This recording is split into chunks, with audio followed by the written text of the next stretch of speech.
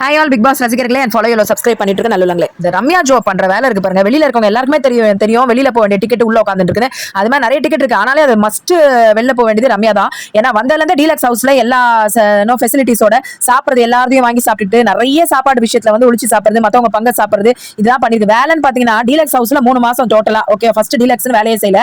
அப்புறமா ட்ரெஸ் இல்லாத சிம்பத்தி ஒரு வாரம் ஓடிச்சு பாருங்க. அதுலயுமே வந்து எந்த வேலையும் செய்யல. நான் இந்த டிபார்ட்மெண்ட்லயும் கிடையாது. அந்த மாதிரி ரிசப்ஷனிஸ்டா ஏன்னா அந்த மாதிரி எந்த வேலையும் கிடையாதுன்னு ஒரு தடவை சபரி வந்து ஃப்ரீயா விட்டார்ல. அந்த வீக் ரிசப்ஷனிஸ்ட் வேலை செய்யல. ஆடலும் பாடலும்ல வந்து வாட்டர் மெலன் அந்த இதெல்லாம் வந்து ராஜா ராணி டாஸ்க்லயும் எதுவுமே செய்யல வேலை. அப்புறமா வந்து ஃபிளஷ் ஃபைட்டர்ஸ்லயும் இந்த அதுல வந்து அந்த டீமுக்கு தரலன்னு சொல்லிட்டு அதுலயும் வேலை செய்யல. அதுலயும் அழுது கிழுது டிராமா எல்லாம் பண்ண வாரம் அது. அப்புறம் பாத்தீங்கன்னா ஸ்டூடெண்ட் அதுலயும் வேலை செய்யல. ஸ்டூடெண்டா இருந்தனால அப்புறமா இந்த தலை அப்படின்ற மாதிரி வந்தது பாத்தீங்களா. அதுலயும் இந்த மாதிரி தலைன்னு சொல்லிட்டு அட்வைசருக்கு கூட இந்த ஆளை வச்சுட்டு விக்ரம வச்சுக்கிட்டு எந்த வேலையும் செய்யல. சோ இப்படி எந்த வேலையுமே செய்யாம ஒரு இதுல அப்படியே எஸ்கேபிசம்லயே வந்த ஆளு. ஆனக்கு தனக்கா தேவைன்னா சும்மா போய் சமைச்சிட்டு மறுநாள் நாமினேஷன் வந்து எல்லாருக்கும் சமைச்சு போடுறது ஈவினிங்ல இல்லன்னா ஏதாவது ஒத்து ஊதின்னு மத்தவங்களுக்கு செய்யற வேலை தான் செஞ்சிருக்கு. நீங்க எடுத்து பாத்தீங்கன்னா ரம்யாவோட பராக்கிரமங்கள்ல எந்த வேலையும் செய்யாத ஒரே டிக்கெட்னா அது ரம்யா தான். ஆனா நேத்து என்ன நான் சீன் போட்டு வெளியில போறேன்னு சொல்லி வெளியிலயும் போறது கிடையாது. நல்லா வச்சு செஞ்சாருப்பா. வாங்குறல்ல அதுக்குதான் துட்டு அப்படின்னு விஜய்ஸ் ரொம்ப சந்தோஷமா இருந்தது பார்க்க. ஆனாலும் வெளியில போகாம உள்ள உட்காந்துட்டு பாருங்க. அந்த செவரு எவ்வளவு பேரை காவு வாங்க போகுது தெரியல. சாண்ட்ரா வந்து ஒரு ஓவர் சீன் போட்டு நைட் எல்லாம் வந்து திவ்யாவை பிடிச்சி செம கத்து. அவங்க வந்து என்ன இந்த வேலை செய்ய சொல்லிட்டாங்க அந்த வேலை செய்ய சொல்றாங்க. நைட்ல இந்த இதெல்லாம் எடுத்து வைக்க சொன்னாங்க, ட்ரெஸ் எல்லாம் எடுத்து வைக்க சொன்னாங்க சொல்லிட்டு கத்து கத்தி அது ஒரு பெரிய சண்டை போட்டு சீனை போட்டு இதுல ரம்யா வந்து சாப்பாடு இடியாப்பெல்லாம் ஊட்டி விட்டு இந்த மாதிரி ரம்யா கூட சுத்தி இருந்தாலும் சாண்ட்ரா காலி தான்.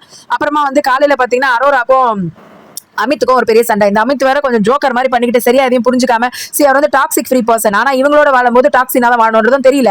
அவங்க எடுப்பார் கைப்பிள்ள மாதிரி யாரெல்லாம் என்னெல்லாம் சொல்றாங்களோ அது எல்லாத்தையும் கேட்டு தலையாடினு அது மாதிரி சர்வை வரது ரொம்ப கஷ்டம். அமித் இருந்தாலும் நல்லவர் அது உண்மை. ஆனா நல்லவங்களுக்கு இங்க இடம் இருக்க முடியாது. வல்லவனாவும் இருந்தாதான் இங்க பிக் பாஸ் வீட்டுக்குள்ள இருக்க முடியும். சோ ஆக்சுவலா சண்டை வந்து பாத்தீங்கன்னா அந்த மாதிரி இப்போ வாய்த்தர்கள்ல அரோராக்கு வந்த உடனே அரோரா வந்து ஃபுல்லா எல்லாம் கட்ட கட்டிட்டாங்க.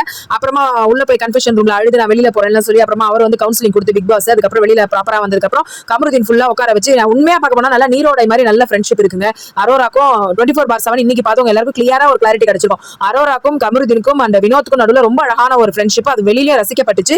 அதை வந்து இந்த நல்ல வீட்டுல நான் அப்படியே நாகப்பாம்பு மாதிரி உள்ள வரும், கருநாக மாதிரி அந்த மாதிரி உள்ள வந்த ஆதிரை வந்து ஃபுல்லா கேமை கலைச்சிட்டு போயிட்டு இருக்கு.